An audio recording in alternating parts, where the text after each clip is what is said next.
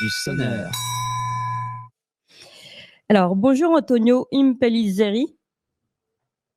Bonjour. Merci beaucoup d'être avec nous. Vous êtes entrepreneur donc et président du CSIERP, le collectif syndical interprofessionnel des entrepreneurs résilients et proactifs.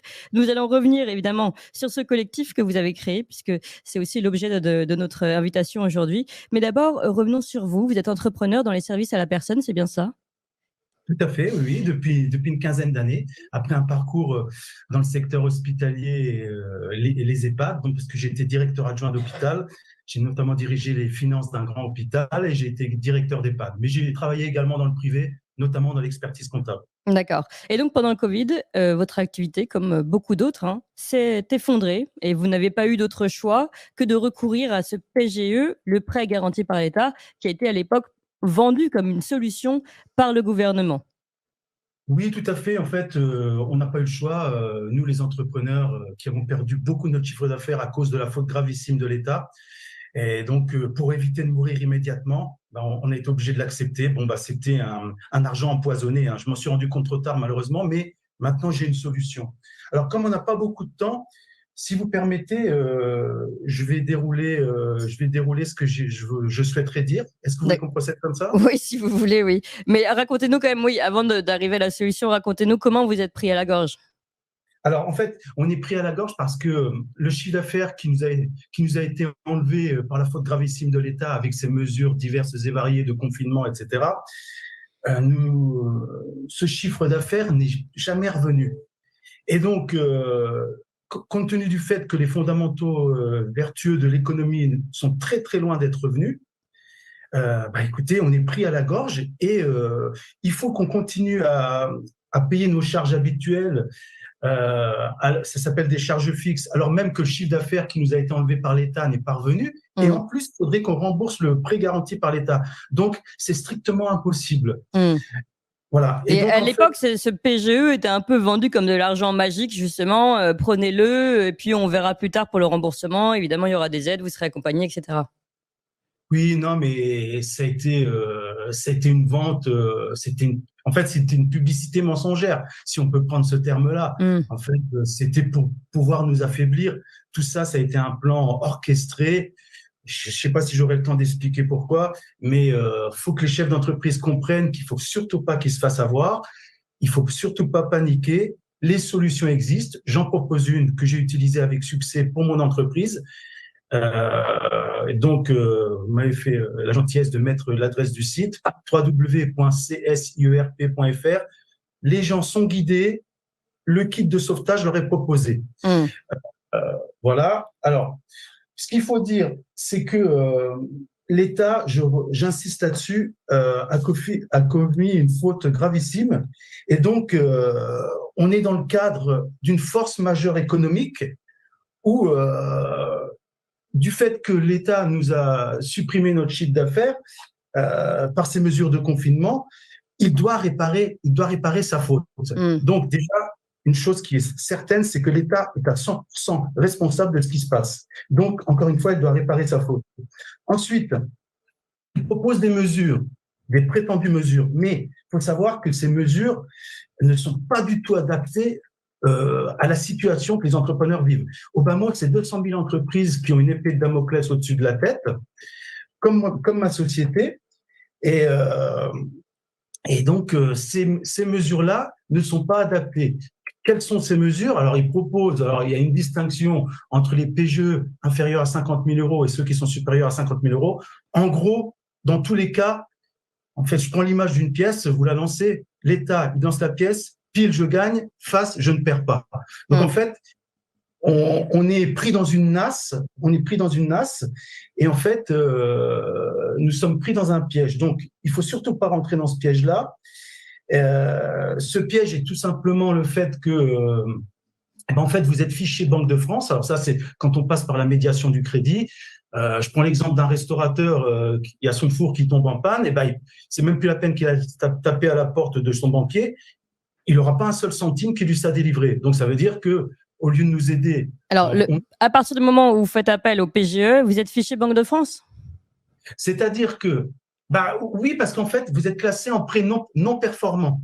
C'est la réglementation européenne. Et donc, en fait, selon cette réglementation européenne, vous êtes obligatoirement classé par l'État en prêt non performant. Donc, ça veut dire que vous êtes fiché Banque de France. Et en plus, il y a une autre chose, c'est que si vous acceptez un échelonnement du crédit, si cet échelonnement, ce remboursement va au-delà de 6 ans, eh ben en fait, il faut savoir que l'État, du moins la banque, perd la garantie de l'État des 90%. Parce qu'il faut savoir que normalement, si l'entrepreneur ne peut plus rembourser son prêt, c'est l'État qui paye la banque à hauteur de 90%. C'est ce qu'on appelle la garantie de l'État. Oui. Et donc, en fait, si vous échelonnez votre remboursement, il n'y a plus de garantie de l'État. Donc, qu'est-ce qui se passe? Alerte, alerte.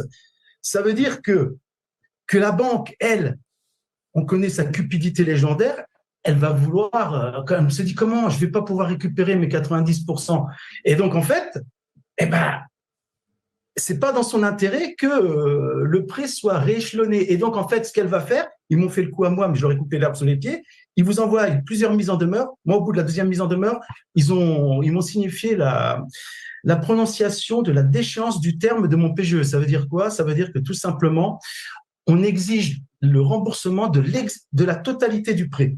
Donc, en fait, une fois qu'ils font ça, ça y est, vous êtes foutus. Bah donc, oui. en fait, vous devez tout rembourser d'un coup alors que c'est pas prévu voilà. comme ça. Normalement, vous avez le droit à un échelonnement, évidemment.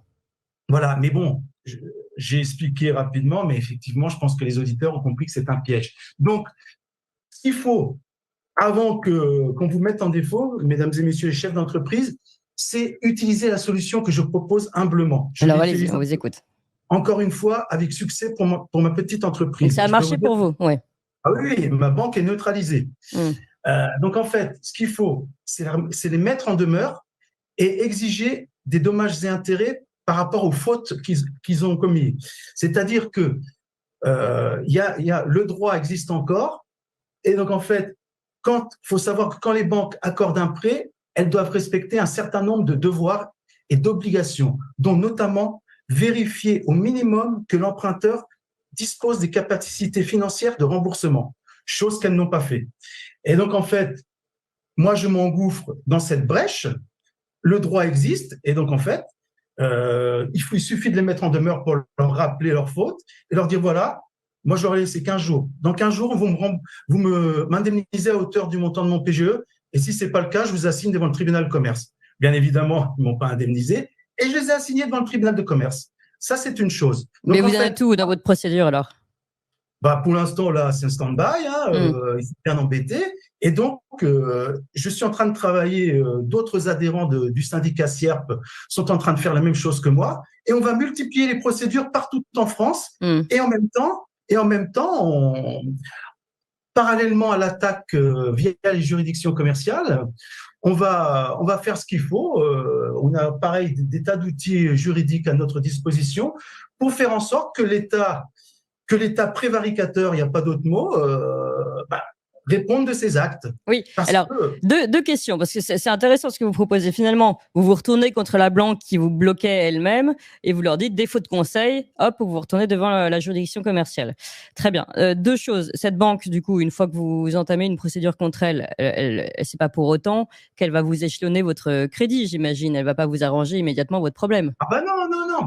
Donc là, vous êtes quand même bloqué financièrement. Non, pas du tout, puisque moi, j'ai rien remboursé. Ah, vous ne remboursez pas non plus, d'accord. Non, il faut là, de toute façon, quand on en arrive là, c'est parce qu'on est pris à la gorge et qu'on ne peut plus rembourser. Oui, bien sûr, d'accord. Et si on rembourse, là, c'est fini pour l'entreprise. Et donc, en fait, là, c'est là où réside le caractère machiavélique et même diabolique.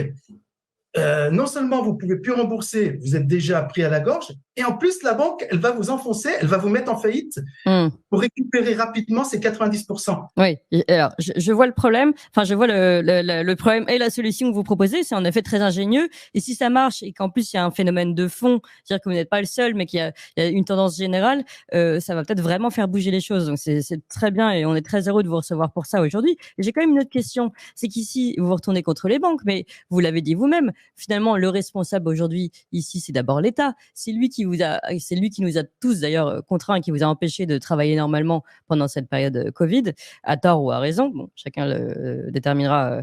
Là. Et deuxième chose, en poussant les entrepreneurs à faire appel à ce PGE, et ensuite en l'abandonnant en race campagne, alors que l'entrepreneur a plus que jamais besoin d'aide. Donc, mais là, c'est la banque, c'est pas l'État qui est tenu comme responsable avec votre système juridique. Si vous voulez, j'emploie encore le terme à dessein machiavélique. En fait, c'est toujours pareil. C'est pas moi, c'est les autres. Hein. Donc, on se décharge sur les banques. Oui. Mais les banques, elles y ont tout intérêt. Là, on n'a pas le temps d'expliquer, mais en fait, elles ont déjà récupéré leurs prêts depuis très longtemps avec des marges très juteuses, en utilisant des techniques bancaires, financières, de titrisation notamment. Elles se sont refinancées auprès de la Banque centrale européenne. Et donc, comme elles sont jamais rassasiées, elles veulent encore en plus nous mettre en défaut. Et donc, en fait, tout ça, c'est de la complicité.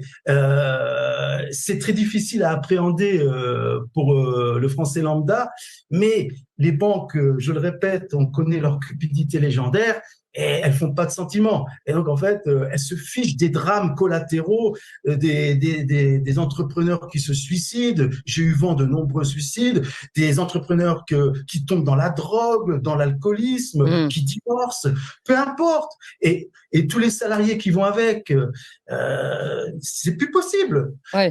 Donc, et je voulais, ça c'est très important aussi, l'État, les chiffres que je vais vous donner, le ministre de l'économie les a eu entre les mains. Donc, en fait, soit il efface 37 milliards d'euros aux TPE, PME que je représente, les 200 000 qui ont une épée de Damoclès au-dessus de la tête, ou soit il renonce à 75 milliards d'euros de PIB. Je n'ai pas le temps de l'expliquer, mais c'est au choix. Donc, ce que vous voulez dire, vous participez au PIB, évidemment, mais de toute façon, c'est bien qu'on le sait, les petits et moyens entrepreneurs sont le maillage de la France, sont la respiration de la France. Si vous disparaissez, c'est toute la France qui disparaît. Donc ça...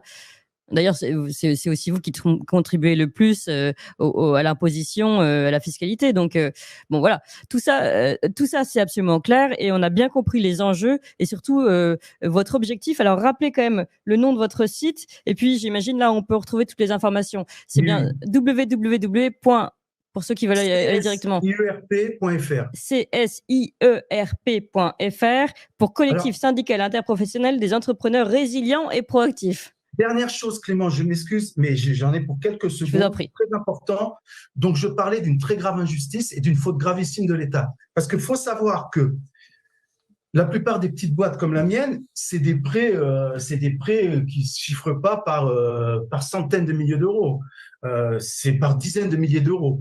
Et donc, en fait, il faut savoir que là, il y a quelques mois, l'État a remboursé 110 millions d'euros de PGE à une grosse boîte toulousaine qui est dans l'aéronautique, je la cite, Latécoère. Et donc, cette boîte-là, elle appartient à un groupe américain qui s'appelle Searchlight. Et comme par hasard, son siège social se trouve dans les îles Caïmans. Oui. Et donc, ils sont allés voir leur ami M. Macron, puisque c'est lui qui décide de tout dans ce pays. Et donc, cette grosse boîte de Toulouse, elle s'est vue effacer 110 millions d'euros de PGE. Et nous, les petites boîtes, on est en train de nous faire crever. Alors, moi, je connais pas l'affaire que vous citez, donc bon, voilà, je peux pas.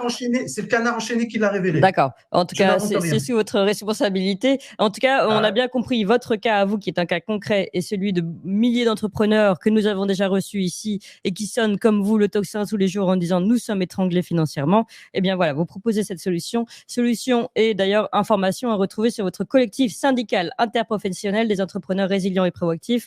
À très bientôt, Antonio Impellizzeri. On reprendra des nouvelles pour voir justement où est-ce que vous en êtes dans cette affaire. Merci et à très vite. Et nous